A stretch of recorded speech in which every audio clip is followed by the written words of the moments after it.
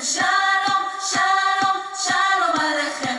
Abenu shalom aleichem. Abenu shalom. ¿Qué tal? ¿Cómo están? Buenas noches. Dios les bendiga a todos. A propósito de que viene Pentecostés, ya estamos a las puertas. Dios les bendiga, Dios esté otorgándoles paz, seguridad, tranquilidad y sobre todo bendición en esta noche. Mi nombre es Israel Chapa, esta es una transmisión totalmente en vivo de la comunidad cristiana Masada Dulam. Son 8 de la noche, 1, 2, 3 probando, 8:01 de la noche. Estamos transmitiendo desde Chimalhuacán, Estado de México, en la Cerrada Esmeralda, Manzana 4, lote 8. Yo espero que en el futuro nada más termine de emergencia médica. Algún día quieras, si vives en las cercanías, pasar, saludarnos un domingo, venir al servicio, o que cualquier día puedas venir y contactarnos. Aquí estamos, siempre hay alguien, ¿verdad?, que te puede servir, que te puede ayudar. Estamos para servirte. Conmigo se encuentran esta noche Idalia Castro, Jania Castro, Axamanay, Nara Castro. Bueno, Dios te bendiga. Este es el saludo de la familia. Esperamos que por sobre todas las cosas te encuentres muy muy bien. Esto es, gracias a Dios, es viernes. Ya es fin de semana. Muchos empiezan ya normalmente estos días como que a relajarse un poquito. Pero nosotros al revés, estos días son cuando trabajamos más. Empieza el maratón de transmisiones, empieza todo este fin de semana que tanto nos gusta, en donde podemos estarte bendiciendo con diferentes temas. Te ponemos a tu disposición nuestras redes sociales para que puedas contactarnos y a través de eso pues podamos establecer contacto. amén. En Twitter es @masadadulam. Por Facebook es .com/masada.adulam. El número del WhatsApp es 55 83 88 20 35 y el número de línea directa es 55 76 90 95 89. El email es masadadulam@gmail.com. Todo con minúscula S en Masada en todas nuestras redes. Y por YouTube es Israel Chapa, todo con mayúscula, una sola R. Bueno, ahí tienes, todas las transmisiones las dejamos en el archivo de la comunidad cristiana Masada Dulam. Bueno, te repito, tenemos Masada Dulam y tenemos ya página nueva, comunidad cristiana Masada Dulam. Una es página, la otra es perfil, pero en cualquiera de las dos tenemos las ligas para todos los temas que hemos estado tocando. Si deseas escuchar alguna secuencia de los que hemos dado en serie, pues nos puedes encontrar ahí en YouTube. Te repito, el sitio de nuestro canal, Israel con una R, Israel Chapa, y ahí puedes escuchar todas las transmisiones, descargarlas a tus dispositivos, no tienen ninguna restricción. Para que ahorres datos por si vas en la pecera, tienes que ir a trabajar, pues puedes descargarlos y oírlo como cualquier MP3. Bueno, esta semana es una semana especial para nosotros. ¿Por qué es una semana especial? Porque celebramos la tercera fiesta, ¿verdad? El domingo estamos de fiesta. El domingo es fiesta del Shavuot, depende de tu hebreo. Shavuot es lo real. Que en la tradición judaica tiene que ver con la festividad que ellos tienen hacia la cosecha, pero también tiene que ver con el día del Pentecostés. Ya si tú gustas acompañarnos, el domingo 10:30 de la mañana vamos a estar explicando todas estas cosas y la relevancia que tiene el plan de salvación que tiene el Señor para toda la humanidad. Pero los días viernes estamos hablando sobre todo en estos días acerca de profecía. Y desde hace 8 días estamos tocando temas ya que tienen que ver hacia la profecía de los tiempos finales. Estamos tocando un poco de escatología. Hay por ahí quien ya me ha escrito que quisiera que profundizáramos, pero yo le explicaba que para poder profundizar primero tenemos que tener pues todo el concepto general para que no perdamos la secuencia de lo que estamos diciendo y tú puedas ubicar cualquiera de los eventos que están profetizados y de esta manera ya digamos tengas un mapa mental de lo que va a ocurrir, cuando va a ocurrir. Entonces de esta manera hoy vamos a hablar precisamente de un tema que tiene que ver con los tiempos. Vamos a hablar de las 3 eras de la humanidad o las 3 eras de la historia humana.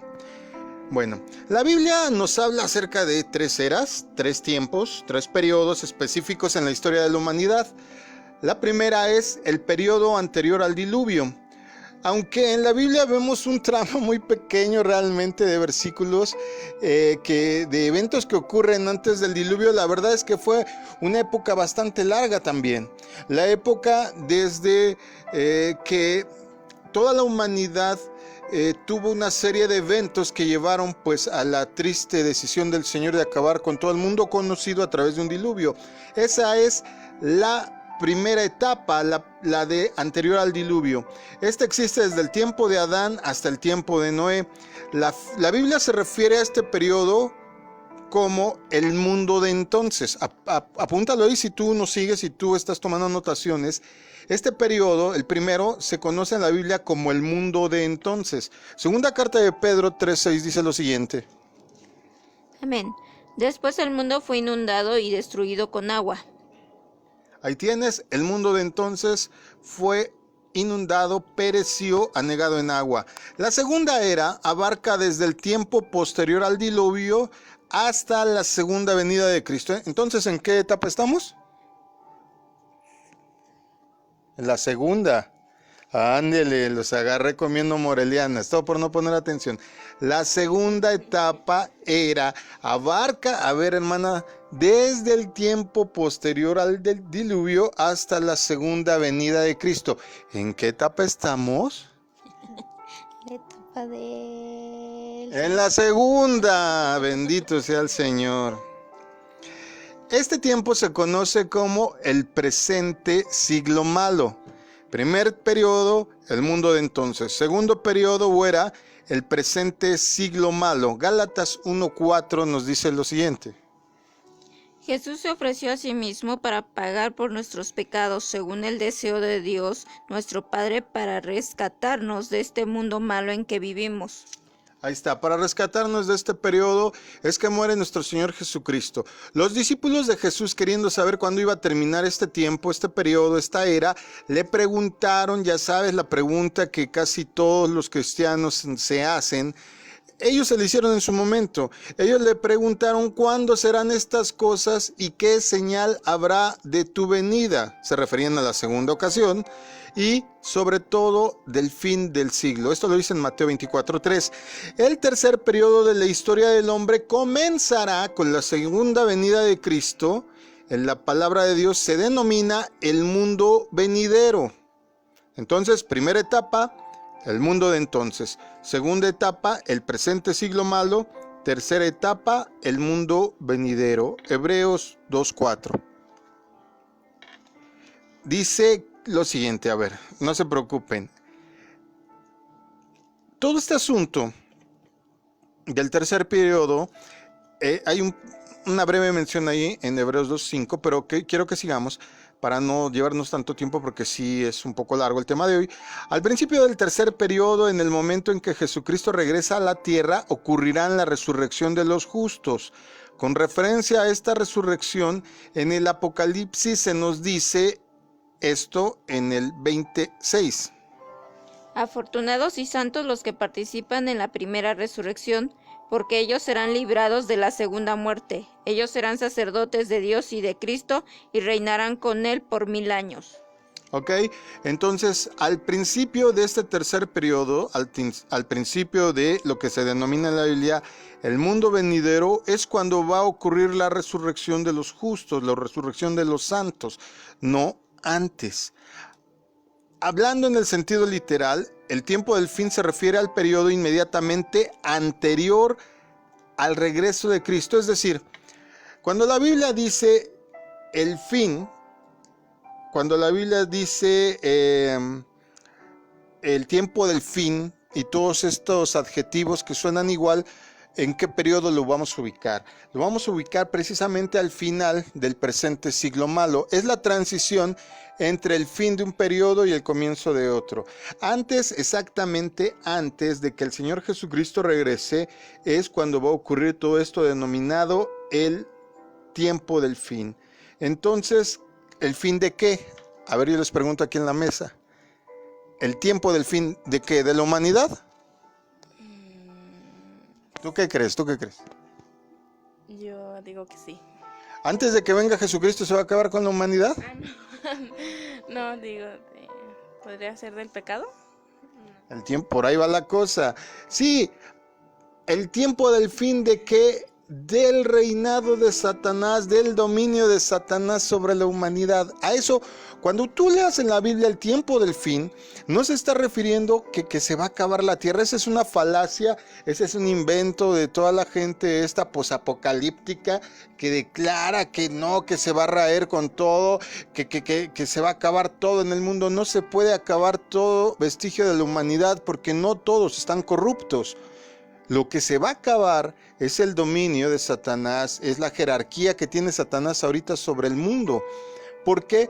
Porque cuando empiece el mundo venidero, cuando venga nuestro Señor Jesucristo, va a implantar un sistema nuevo, un sistema ya conforme a Dios. Ahorita en este presente siglo malo se nos ha dado albedrío, se nos ha dado la autoridad para nosotros determinar qué queremos hacer o no. ¿A dónde hemos llevado al mundo? ¿A dónde hemos llevado al mundo que estamos metidos en casa porque a alguien se le ocurrió hacer una mutación de virus que se le salió de control y estamos metidos en casa, por ejemplo? Porque estamos metidos en esta situación en donde ya no hay tantos bosques, en donde hemos acabado con los animales marinos, en donde hemos acabado con un montón de cosas. Bueno, ya no tenemos ni respeto por la decencia ni por las buenas costumbres. Por eso se le llama el presente siglo malo y hemos ido de mal en peor. ¿Qué se va a acabar en este presente siglo malo cuando la Biblia dice el periodo del fin, el tiempo del fin? Es el tiempo del dominio de Satanás sobre la humanidad, pero desde luego también de todos aquellos que le sigan. Pero vuelvo a repetir, gracias a Dios, no todos están en ese rango. Vamos a hablar un poquito del Antiguo Testamento para ir agarrando feeling, para ir agarrando impulso. Algunos creen que el tema del tiempo del fin solo es del Nuevo Testamento. Yo me he encontrado mucha gente, sobre todo gente estudiada, he platicado con algunos catedráticos y amigos y personas desconocidas, pero que al oír la charla pues se involucran y ha estado muy padre, porque así tú te das cuenta cómo ven las personas que no tienen un conocimiento bíblico desde fuera esto. Y no estoy hablando de personas neófitas, pueden ser personas muy sobresalientes en sus temas, en sus áreas de estudio. Pero cuando tú te das cuenta que, por ejemplo, ignoran todo lo que es la profecía bíblica, bueno, no vayamos más lejos, hay muchos ministros que ignoran totalmente la correcta comprensión de la profecía bíblica, y no hablemos de la escatología del tiempo del fin. Muchos predican que se van a ir antes, que se van a ir después, que hay arrebatamiento, que no hay arrebatamiento, que hay infierno, que no hay infierno. Todo esto se puede solucionar muy fácil si nosotros tenemos el control absoluto del tiempo que le dediquemos al estudio de la Escritura. Por eso es que quiero ir desde el Antiguo Testamento, porque hay muchos que dicen, no, pero es que eso del tiempo del fin de todas las cosas, de la humanidad en la maldad que se va a acabar, eso es onda del Nuevo Testamento, ¿no? ¿No? Al comienzo se empieza a hablar de esto desde el Génesis. Imagínate, no bien ha empezado la historia de la humanidad, no bien ha tenido que haber la necesidad de, además de la primera generación de seres humanos en la tierra, formar una nueva generación, me refiero a Adán y después a Eva y a sus descendientes, porque algo ocurrió en esa descomposición social que no bien ha empezado todo este trámite, no bien ha empezado toda esta historia, cuando se tiene que mencionar el tema desde ahí. Es como que ya vas entrando a trabajar, te dan tu contrato para empezar a trabajar y al mismo tiempo ponen al lado la hoja de renuncia. O sea, imagínate por qué se tiene que dar este grado de advertencia. Desde el Génesis ocurre así. Las escrituras hacen referencia a la época en la cual el reino de Dios será establecido en la tierra. De hecho, los escritos del Antiguo Testamento tienen mucho que decirnos con respecto a los acontecimientos que ocurrirán en el tiempo del fin y al mundo venidero que lo va a seguir. Por ejemplo, en el huerto del Edén, Dios reveló que llegaría un momento en el cual terminaría el reinado y la influencia de Satanás desde ahí. ¿Recuerdan la sentencia que Dios le dio al diablo? Le dice, pondré enemistad entre ti y la mujer, entre tu simiente y la simiente suya. Esta te herirá en la cabeza y tú la herirás. ¿En dónde? En el talón. en el talón, en el calcañar. Si bien esto es cierto, porque Satanás heriría al Salvador, ¿cuándo lo hirió? Cuando fue crucificado. Exacto, en la crucifixión fue cuando lo hirió. No puede impedir Satanás que Jesucristo sea resucitado tiempo después y que al final lo derrote completamente. El apóstol Pablo se refiere a esto cuando le escribe a los cristianos de Roma: el Dios de paz aplastará en breve a Satanás bajo vuestros pies. Eso lo dice en Romanos 16:20. Esto pues a mí me llena mucho de consuelo saber que la segunda venida de Cristo va a ser el parteaguas para que Satanás sea derrotado. El que engaña al mundo entero será encadenado y puesto en prisión, como dice Apocalipsis 12:9. El dragón, esa antigua serpiente llamada también diablo o Satanás, que engaña a todo el mundo, fue expulsado del cielo y fue arrojado a la tierra junto con sus ángeles. Muy bien, y el 20, 1 al 3 también dice lo siguiente. Después vi a un ángel que bajaba del cielo, llevaba en su mano la llave del abismo y una gran cadena. El ángel atrapó al dragón, a esa serpiente antigua, que es el diablo Satanás, y lo encadenó durante 1000 años. Luego lo arrojó al abismo, lo encerró y selló la salida, para que no engañara a nadie más. Pasaron los 1000 años. Después de los 1000 años será puesto en libertad por otro corto tiempo. Cuando venga el Señor Jesús, este ser que tanto mal ha hecho a la humanidad, no porque tenga injerencia indiscriminada sobre la humanidad, sino porque ya lo vimos, por ejemplo, en la enseñanza que estamos dando los lunes, tiene influencia. Él influencia, él directamente no te puede tocar, pero sí te puede influenciar a que tú hagas las cosas malas. De ti está en hacerle caso o no. Va a ser encadenado. Y después de cierto periodo va a ser suelto por un breve lapso de tiempo después de 1000 años de estar en cadenas. ¿Para qué? Para volver a probar a la humanidad que vaya naciendo en esa época. Porque ellos no van a conocer de maldad. Dice que en ese entonces va a estar gobernada la tierra por nuestro Señor Jesucristo, por aquellos que sean arrebatados en su momento y que después regresen con Él en este regreso en el mundo venidero. Y entonces el diablo va a ser suelto solo un poco de tiempo nada más para probar pues la calidad del metal, ¿verdad? A ver si es cierto que son tan firmes como dicen ser. Bueno, así es que desde el comienzo de la historia de la humanidad, Dios revela que el dominio de Satanás llegará a su fin, que vendrá un tiempo determinado en el que el diablo y sus demonios serán derrotados definitivamente. Repito, ese es el fin al que se refiere la Escritura. Algunos siervos de Dios del Antiguo Testamento, por ejemplo Enoc, sabían finalmente que Dios iba a intervenir para juzgar al hombre. Fíjate cómo dice la carta del apóstol Judas, versículos 14 y 15. Enoc, quien vivió en la 7ª generación después de Adán, profetizó acerca de estas personas. Dijo: escuchen, el Señor viene con incontables millares de sus santos. Después del diluvio, otros fieles siervos de Dios como Abraham, porque Enoc, fíjate, tremendo, Enoc, si tú te pones a leer la lista genealógica del Génesis, Enoc ni siquiera conoció a Noé. ¿O sí? Aquí ya les puse un buscapié. Fíjate, Enoc era algo de Noé. Fíjense bien qué era. Ahí se los voy a dejar de tarea. ¿A dónde me refiero? Todavía no ocurre el diluvio, todavía no ocurre este asunto de tener que regenerar la tierra, cuando ya Enoc está profetizando algo que iba a ocurrir hasta nuestro tiempo. Imagínense qué tremenda cosa. Casi 6000 años después. Hace 6000 años, dijo Enoc, un poco más. Bueno, también Abraham, Isaac y Jacob miraron más allá del presente siglo malo, del que estamos hablando de esta época, y vislumbraron el establecimiento del reino de Dios. Dijeron, por ejemplo, Pablo nos lo recuerda, ahí en la carta a los Hebreos capítulo 11 del 8 al 10 dice lo siguiente: por la fe Abraham, siendo llamado, obedeció para salir al lugar que había de recibir como herencia, y salió sin saber a dónde iba.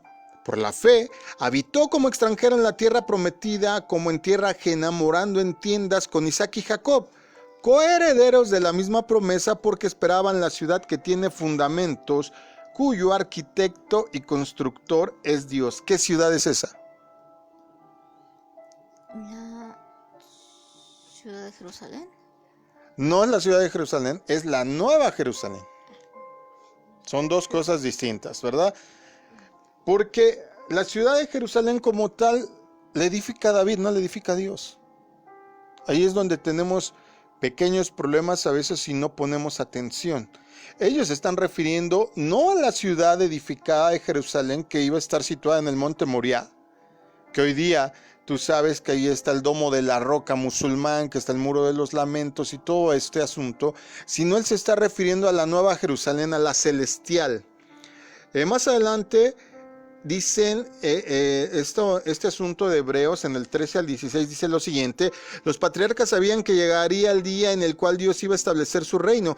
Ellos vivieron y murieron con la certeza de que Dios cumpliría sus promesas y les daría entrada a su reino. Fíjate cómo lo dice: conforme a la ley, otra vez, conforme a la fe, no a la ley, a la fe, murieron todos estos sin haber recibido lo prometido, sino mirándolo de lejos y creyéndolo, saludándolo y confesándolo, porque eran extranjeros y peregrinos sobre la tierra, porque los que esto dicen claramente dan a entender que buscan una patria, pues si hubiesen estado pensando en aquella de donde salieron, ciertamente tenían tiempo de volver, pero anhelaban una mejor, esto es, la celestial, por lo cual Dios no se avergüenza de llamarse Dios de ellos, porque les ha preparado una ciudad para que moren por siempre.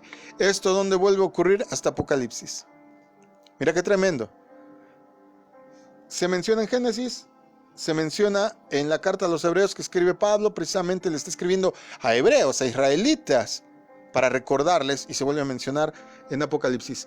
Ellos no estaban imaginándose ni especulando, no como muchos que dicen que no, que las calles de oro, y de verdad que cuando la gente tiene una imaginación tan vívida, se olvida de que en muchas ocasiones la Biblia nos habla en forma poética. Yo no sé si vaya a estar literalmente hechas de oro las calles, porque literalmente el oro significa santidad y yo no puedo estar pisando santidad. Yo puedo caminar en santidad, pero no puedo estar pisando la santidad. O sea, tiene sus significados. El oro significa santidad, por ejemplo. La plata, redención. El bronce, juicio. O sea, tiene sus significados la Biblia. Entonces, ahí tendríamos que tener mucho cuidado en lo que estamos queriendo interpretar solo por tener el rango literal de lo que estamos leyendo. Pero quiero seguir, mira. Ellos te decía que no estaban especulando, ni imaginando, ni haciéndose ideas en la cabeza. Segunda carta de Pedro 1:21 dice lo siguiente acerca de toda profecía, ¿verdad? Ni por iniciativa humana, al contrario, fue el Espíritu Santo quien impulsó a los profetas y ellos hablaron de parte de Dios. Nunca la profecía fue traída por voluntad humana. La profecía. ¿Qué es la profecía? Un mensaje de parte de Dios. De parte de Dios, no de parte de ningún intermediario, no de parte de la Virgen de Lourdes de Fátima, de la Virgen Barbona o la que te dé la gana, no de parte del ángel Miguel Gabriel. Cuidado, el apóstol Pablo nos predica, nos dice que tenemos cuidado con aquellos que se visten como ángel de luz. Nada de que vino el ángel de Mormón, y perdónenme a todos los que le estoy tirando hoy, pero se trata de tirar mitos, de tirar ambigüedades. Nada de que el ángel Moroni me iba a traer un nuevo libro. Nada de que Dios me dijo apártate y forma tu propia religión ruselista o llamada Testigos de Jehová, los atalayas, etcétera. No. La Biblia dice que la profecía es traída directamente por el Espíritu Santo a sus santos profetas, es decir, santo, a sus kadoshims, a los hombres apartados, santificados, guardados, que obedecen, que se rigen, que estructuran toda su vida en base a la palabra de Dios. No que hay momentos de repente como si estuvieran paranoicos o esquizofrénicos, como muchos plantean que es la iluminación del Espíritu Santo. Por eso aguas con las manifestaciones de que si tú sabes que una persona pues tiene una vida pues poco decorosa, poco exigible, poco honorable y de repente te sale con que así dice Dios, no creas nada. No creas nada porque el Señor, si bien puede hablar por una burra, la burra no cometía pecados. Y hay burros y burras que sí lo cometen. Entonces, aguas, porque sí es importante el mensajero. El libro de los Salmos encontramos ahí muchas profecías. Mucha gente cree, o no entiende más bien, por qué a David se le menciona como profeta. Vuelvo a decirte lo mismo, si no tienes cuidado de escudriñar la Biblia, si no tienes un estudio en forma, si no tienes alguien que te guíe, tienes el riesgo de equivocarte en la interpretación porque no conoces las normas, las reglas y sobre todo no tienes la experiencia o el cuidado de tener a alguien que esté ahí, un sinodal, un maestro, un rabí, que te pueda ilustrar sobre este asunto. No tienes un ayo, no tienes alguien que te guíe. Cuando has leído la palabra ahí en las cartas de Pablo y decir ayo es maestro, no tienes un mentor que te guíe. Por eso los ministros son importantes. Por eso también es muy importante a qué ministro sigues. Tienes que tener mucho cuidado, por favor. ¿Sí? Un edificio grande no quiere decir que sea una gran iglesia. Ten cuidado con eso. Una iglesia pequeña no quiere decir que por ser pequeña no esté metido el diablo también ahí. Ten cuidado, por favor, escoge a quién sigues. Ahora te decía que en el libro de los Salmos encontramos un sinfín de profecías.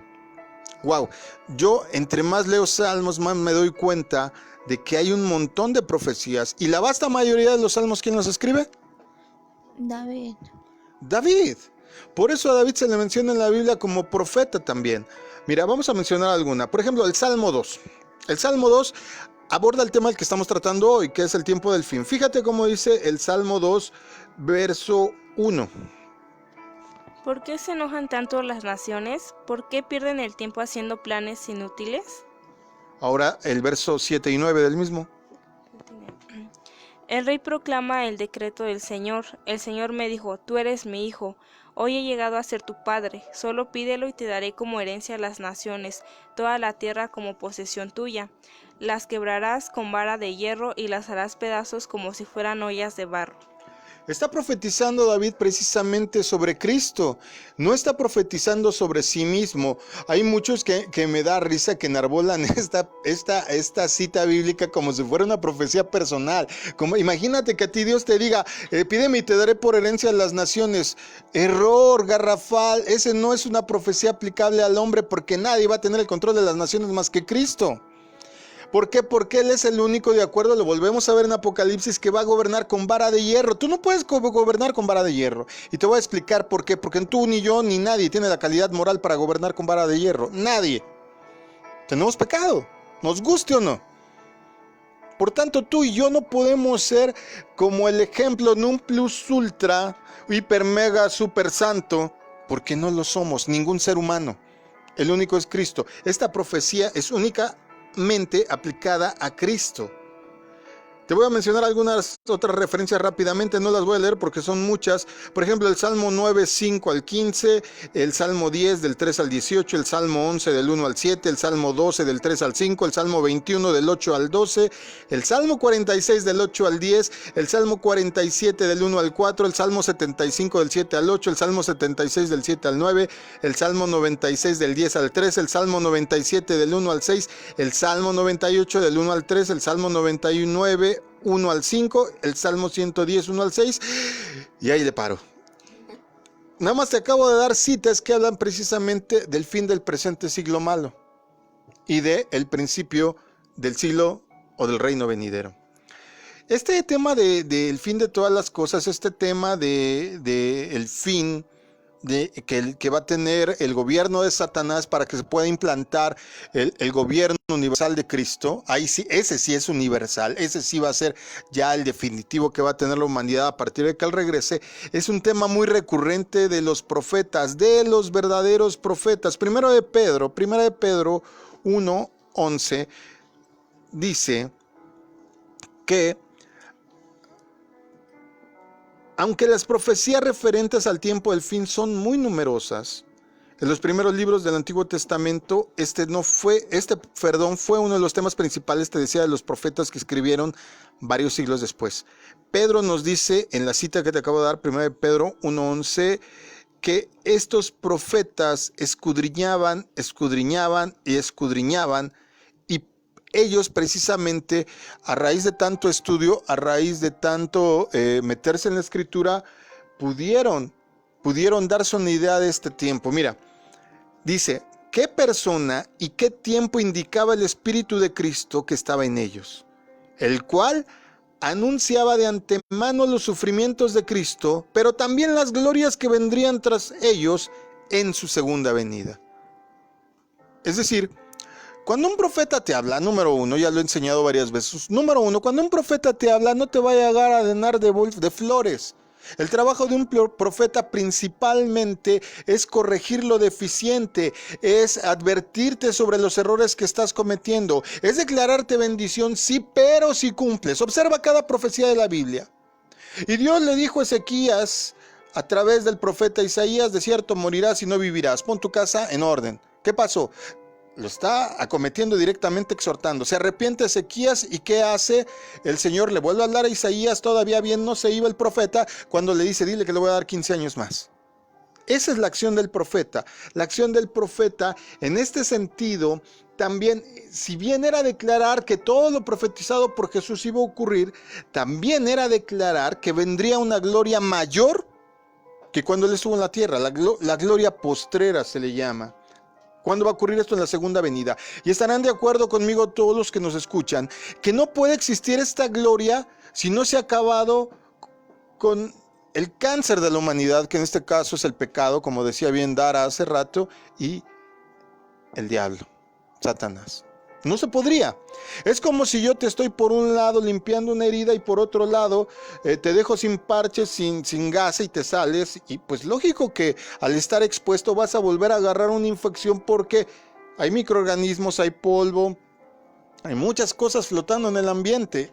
Entonces, para que verdaderamente pueda ser instaurado este día de gloria que dice Pedro, tiene que ser eliminado todo el mal en el presente siglo malo.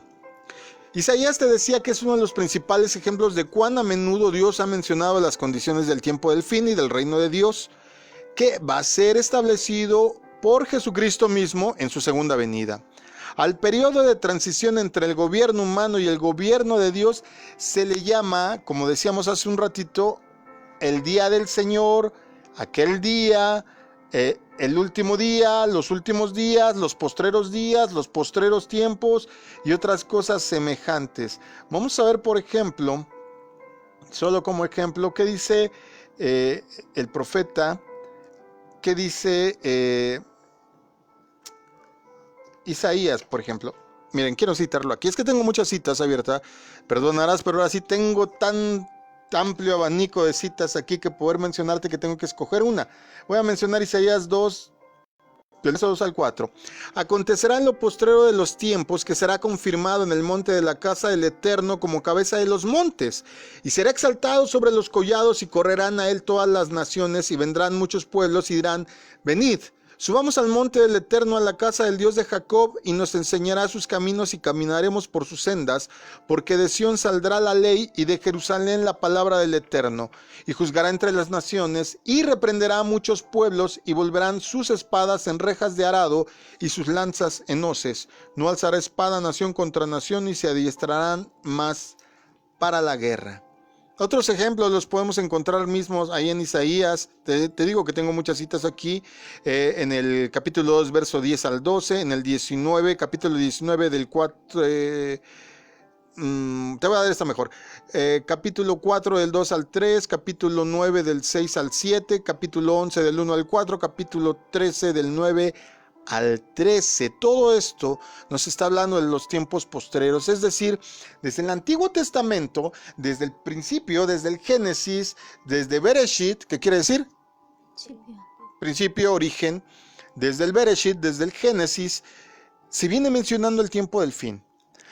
Se le dijo en esas palabras que dice Jesús, que dice Dios acerca de Jesús, a Eva y a Satanás, desde luego, del problema de simientes, los hijos del diablo, los hijos de Dios, este problema también de que pues sí va a ser herido.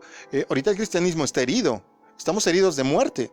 Y estamos heridos de muerte porque ahorita con tantas cosas que se han aprobado en los gobiernos, con tantas cosas que se están utilizando en la filosofía, que se están utilizando en el sentido ya hasta de adiestramiento doctrinal desde las escuelas para que la fe sea tenida como algo de fanáticos religiosos, como gente casi de las cavernas que creen en las pinturas rupestres o cosas así.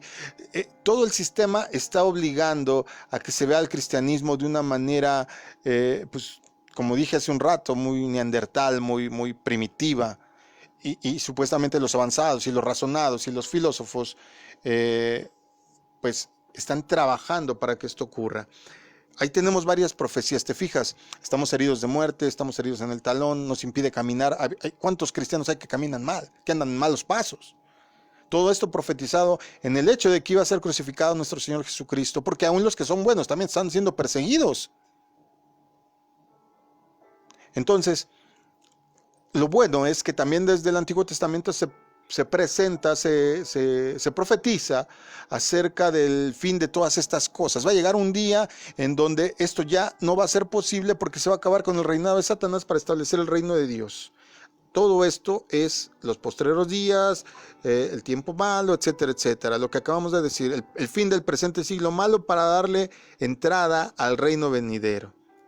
Entonces, hay algunas advertencias también de otros profetas, no nada más de los grandes, no te quiero mencionar nada más a Isaías, también Jeremías lo menciona Ezequiel, lo menciona Daniel.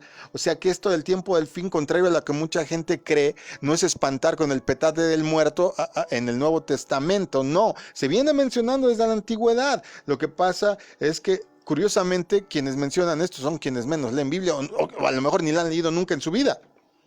Ahora deja de leerla, no la entienden.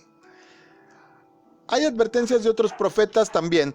Hay 12 libros que se conocen como profetas menores y todos estos 12 libros proféticos tienen algo que decir con referencia al tiempo del fin.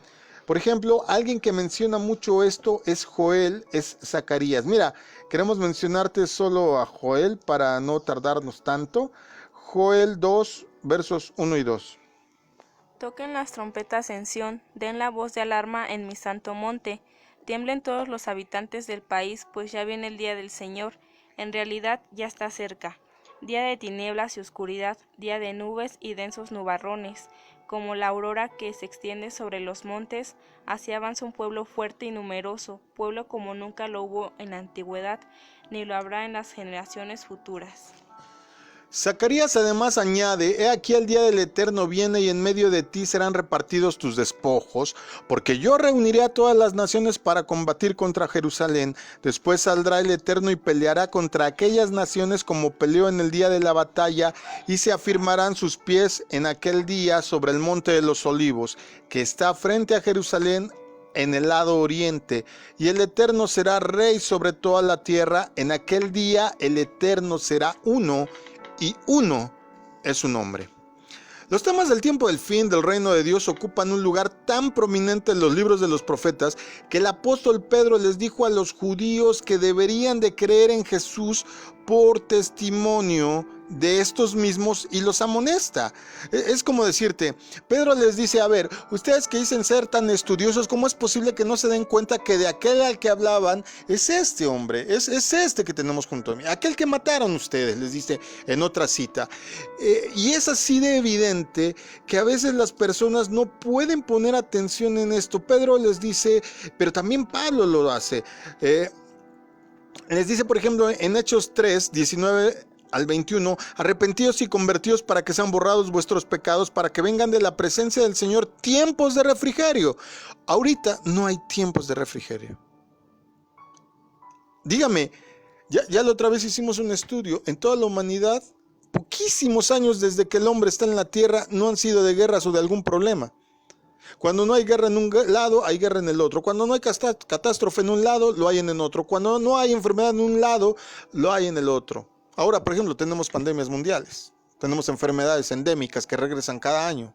Tenemos situaciones muy graves. Por tanto, esta profecía no se ha cumplido. Por eso dice ahí, y Él envía a Jesucristo, se refiere a Dios, y Él envía a Jesucristo, que os fue antes anunciado, a quien de cierto es necesario que el cielo reciba hasta los tiempos de la restauración de todas las cosas, de quien habló Dios por boca de sus santos profetas, que han sido desde tiempos antiguos. Pedro reitera que todo este asunto de la restauración de todas las cosas, que tiempos de refrigerio no pueden ocurrir sin intervención de Dios y directamente sin intervención de Cristo. Aquí está mencionando de nuevo la segunda venida de Cristo. En el tiempo del fin, en el Nuevo Testamento, la profecía más larga que Jesús da con respecto al tiempo de esta conclusión de todo se encuentra en Mateo 24, que es paralelo a Marcos 13, a Lucas 21, en lo que comúnmente se conoce como la profecía del Monte de los Olivos. En la semana anterior a la crucifixión de Jesús, él y sus discípulos se alejaron de los terrenos del templo, subieron al Monte de los Olivos para contemplar el maravilloso panorama de la ciudad y del templo que desde ahí se veía. Y se sentó. Fíjate qué dijo en Marcos 13, 3 y 4. Más tarde estaba Jesús sentado en el monte de los olivos frente al templo, y Pedro, Jacob, Juan y Andrés le preguntaron en privado: Dinos, ¿cuándo sucederá eso? ¿Y cuál será la señal de que todo está a punto de cumplirse? Jesús entonces comienza a revelarles las condiciones en que el mundo estaría antes de su regreso.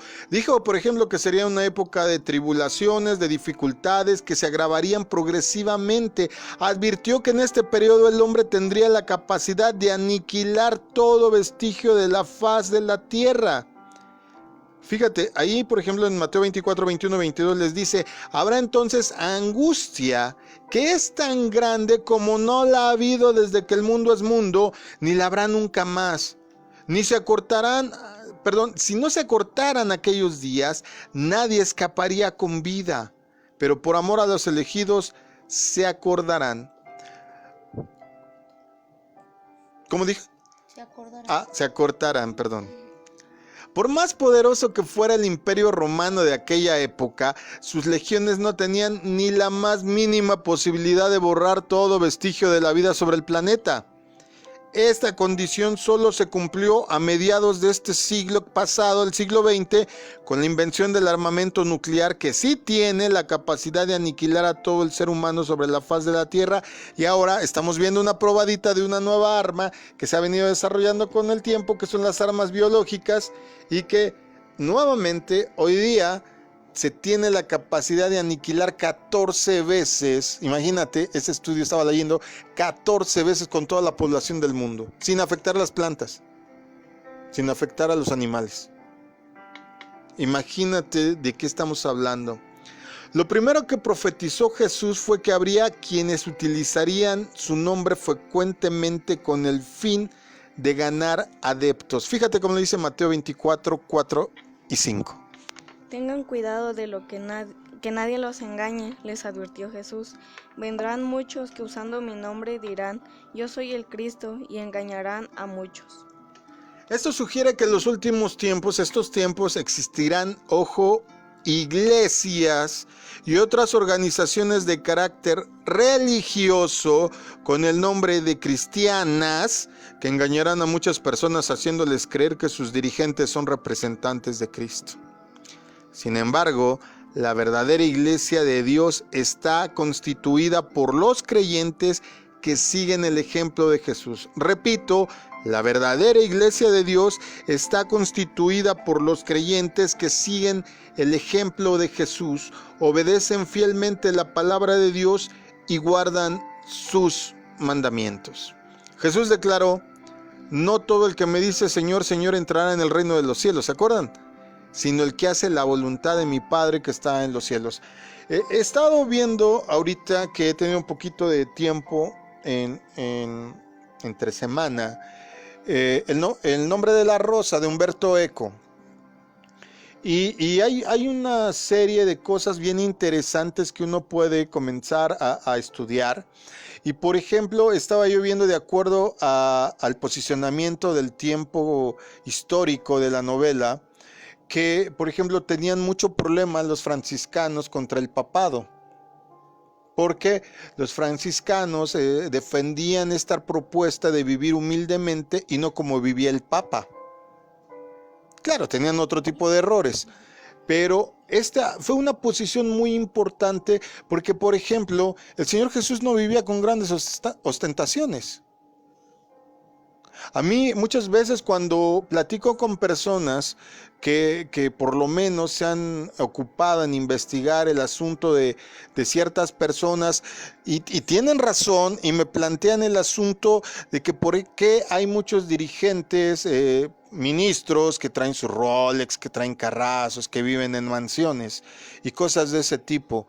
Y francamente yo no veo a mi Señor Jesús haciendo eso, aunque tuviera la capacidad de hacerlo. Porque el problema no es ni el reloj, el problema no es ni la mansión, ni el auto. El problema es lo que se nos enseñó.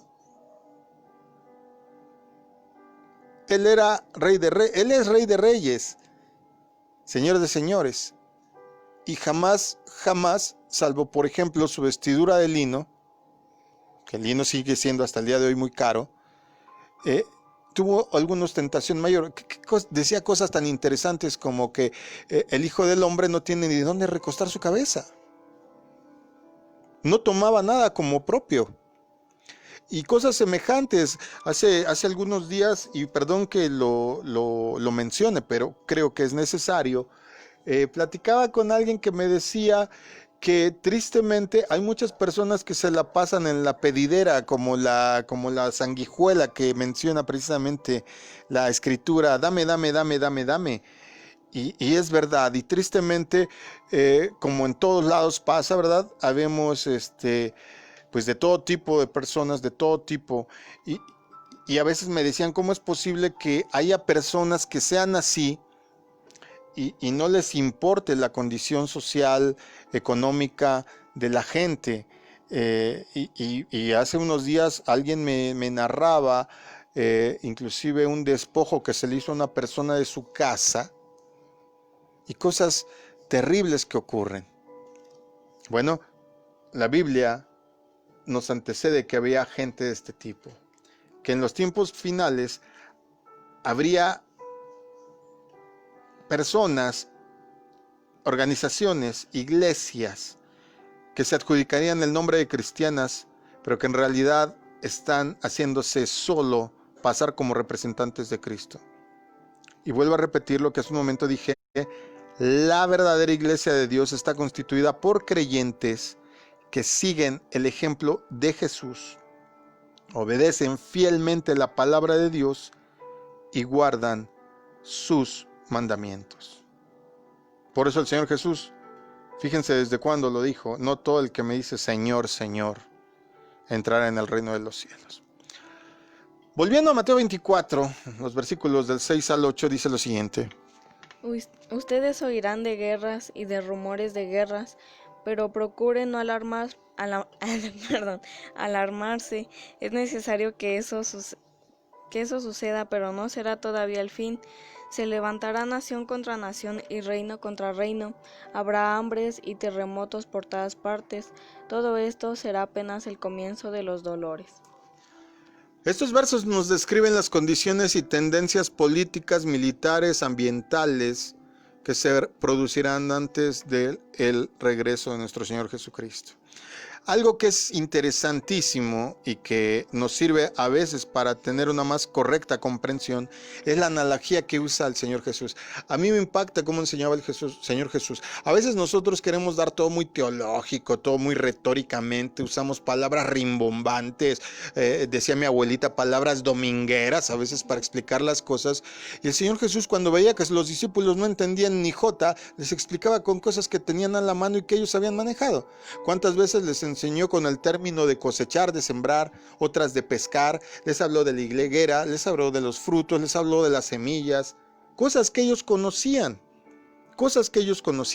Entonces, cuando a veces nos cuesta entender y en este asunto de saber discernir si ya es el tiempo de la conclusión del fin, del día del Señor, del día de la ira, antes de que venga el Señor Jesucristo o no, porque hay mucha gente que me ha preguntado por las redes sociales, ay, esta enfermedad ya es la señal del tiempo del fin. Repito, no lo es, solo como acaba de leer nuestra hermana Jania, es el principio de dolores. Te hablaba de las analogías. El Señor, para que tú puedas entender más correctamente cuándo van a suceder estas cosas, hace la analogía de un parto. ¿Sale?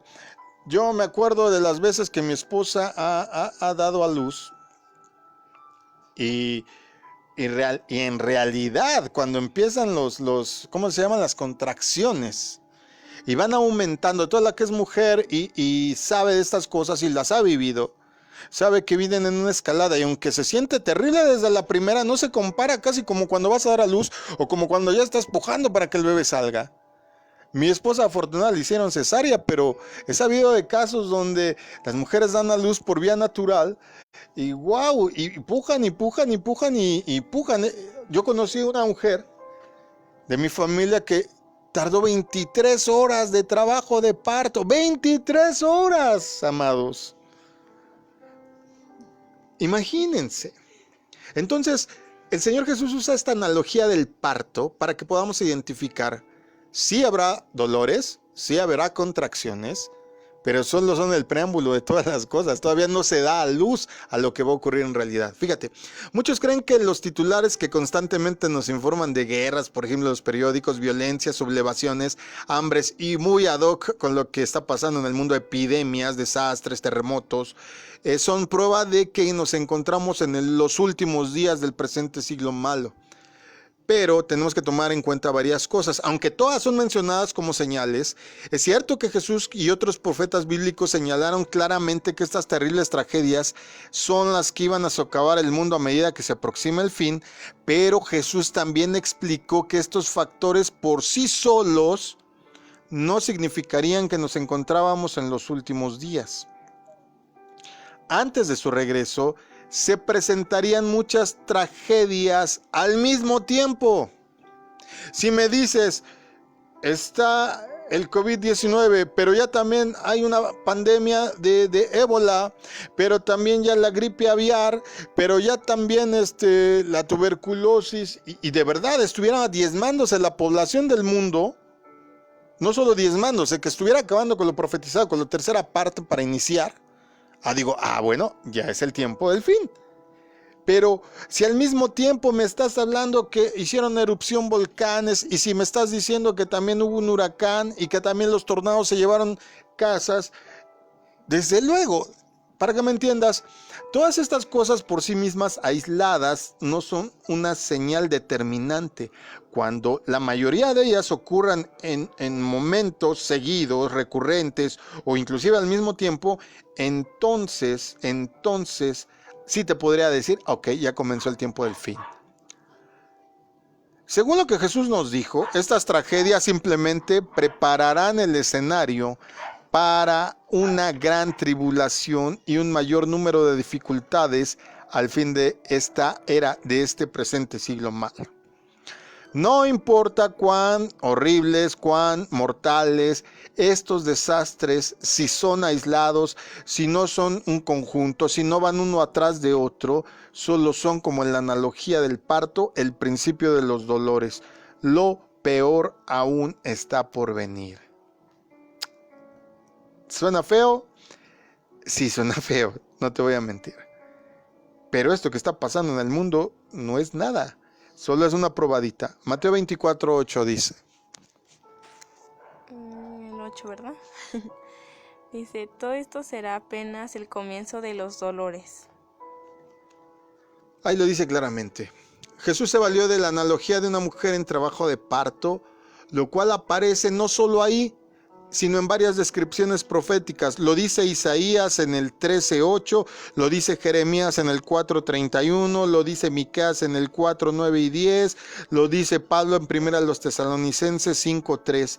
De la misma manera en que una mujer embarazada le vienen ¿cómo decirlo?, le atacan los dolores del parto y eso es solo una señal de que su hijo va a nacer pronto, estos conflictos y catástrofes universales nos advertirán acerca del fin de la época, pero cuando ocurran, como ocurren las contracciones, cuando estén más cerquitas.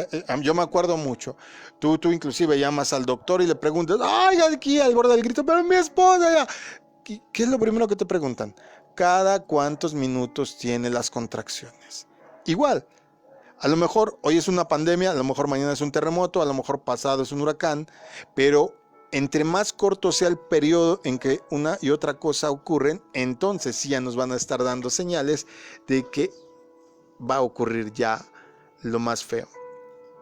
Para finalizar, Jesús no estaba hablando acerca de las catástrofes que ocurren periódicamente, como ya dijimos, sino que se refería a una época única en la que todos estos eventos se van a incrementar y agravar. Para saber si algunos de estos sucesos que podemos observar señalan la inminencia del fin de esta era, del presente siglo malo, es necesario tomar en cuenta 3 cosas. Si estás anotando, estas 3 cosas te van a orientar si de verdad ha comenzado o no lo que se determina el fin de esta era y el principio de la era siguiente, que es el reino venidero. Número 1.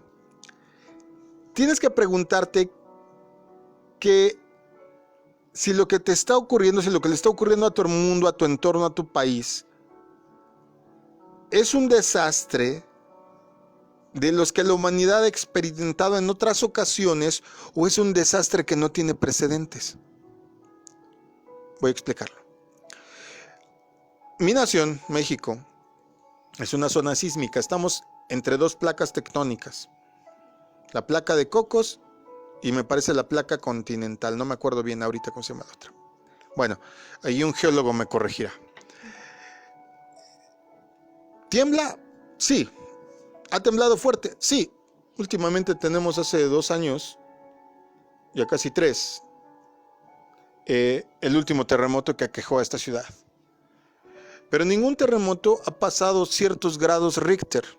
Eso, digamos, sería la normalidad. La anormalidad o lo que se experimentaría diferente para decir esto es diferente a las otras ocasiones es que fuera un terremoto de una magnitud jamás ocurrida. Entonces, primero, hay que preguntarnos si lo que está sucediendo es normal o es un desastre no experimentado.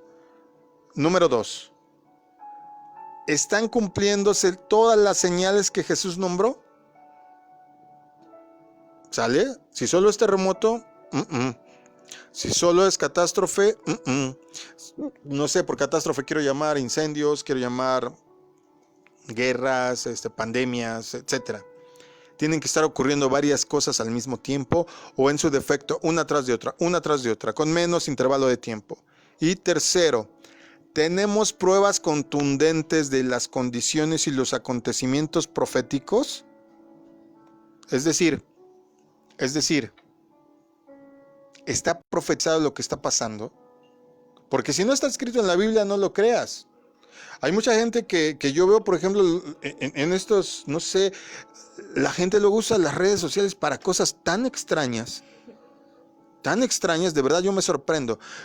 Antes había un periódico aquí en la Ciudad de México, de esos amarillistas, y por amarillistas me refiero a sensacionalistas, que se llamaba Alarma, o el Nota Roja, y que ponían, por ejemplo, nació un becerro con 2 cabezas, señal del fin del mundo. Eso no está en la Biblia. Por ejemplo, eso no está en la Biblia. Ay, vimos ovnis. Está esta noticia mundial, ¿verdad? La NASA liberó que vieron objetos voladores no identificados. Fin de los tiempos. Eso, amigos míos, eso se ve desde Ezequiel. Y ya hablaremos en una época futura de ovnis. No le crea Maussan, la Biblia dice que son otra cosa, que no tiene nada que ver con todo lo que cualquier sensacionalista diga. Tienen un asunto muy diferente, no me quiero desviar hoy comentando de más, quiero acabar. Muchas personas bien intencionadas han cometido el error de creer que ciertos acontecimientos muy dramáticos son señales del fin de la era del hombre. Muchos me han preguntado que si esta pandemia ya es señal del principio del fin. No, no lo es. Solo es principio de dolores. Si hubieran sido muy cautelosas, más cuidadosas las personas, se habrían percatado que muchas cosas que han profetizado, no porque lo diga la Biblia, porque ellos lo creen o interpretado, se darían cuenta que no es lo que Jesús dijo. Ahora, a toro pasado, es ver fácil el error que cometieron. Actualmente, más que nunca antes en la historia, podemos ver que en nuestro mundo se están cumpliendo muchas señales, eso es verdad, pero no juntas. Sin embargo, algunos acontecimientos cruciales todavía no se están cumpliendo. Aún nos faltan algunas piezas para poder armar todo el rompecabezas. Así es que, amigo, hermano que nos escuchas, te lo digo de una vez, te lo digo clarito, te lo digo sin, y ahora sí que te di los datos, sin tanto paja. Sí, son señales aisladas las que nos están ocurriendo, pero no van todavía, no van una tras de otra, o no están ocurriendo muchas, otras señales faltan. Así es que no dejes que te engañen, solo estamos en principio de dolores y tristemente todavía estamos dentro de lo que se denomina presente siglo malo. Te doy una mala noticia, la cosa se va a poner peor. Te doy una buena noticia, alza tu cabeza, porque cuando veas estas cosas acontecer, quiere decir que estamos más cerca que cuando comenzamos. Dios viene, es verdad, va a haber una restauración, es verdad, vendrán tiempos de refrigerio, es verdad, y lo más interesante, vale la pena un poco de sufrimiento por una eternidad de gozo, una eternidad en donde puedes decir, lo logré, me costó trabajo, Señor, pero lo hice, me tuve que vencer a mí mismo, pero lo logré. Yo espero que todas estas enseñanzas que te estamos dando te puedan ayudar. Vamos a seguir hablando de ellas a lo largo de todos los viernes. Y recuerda que el día de mañana tenemos enseñanza de jóvenes. Ahí te esperamos, misma hora, 8 de la noche, misma vía en Facebook, en el portal de Masada Ulam, en el grupo de hermanos o en YouTube si lo ves después. Ahí vamos a tener la transmisión. Mi nombre es Israel Chapa, fue un gusto estar contigo esta noche. Conmigo estuvieron Y Dalia Castro. Jania Castro. Dara Castro. Que el Señor te bendiga, que el Señor te guarde, mantente bien, mantente seguro y por sobre todas las cosas, no te olvides que hay un Dios que te ama y que te va a ayudar, pero de ti depende ser obediente y gozar a través de ello todas sus bendiciones. Que el Señor te bendiga y recuerda, el domingo es Pentecostés. Shalom a todos.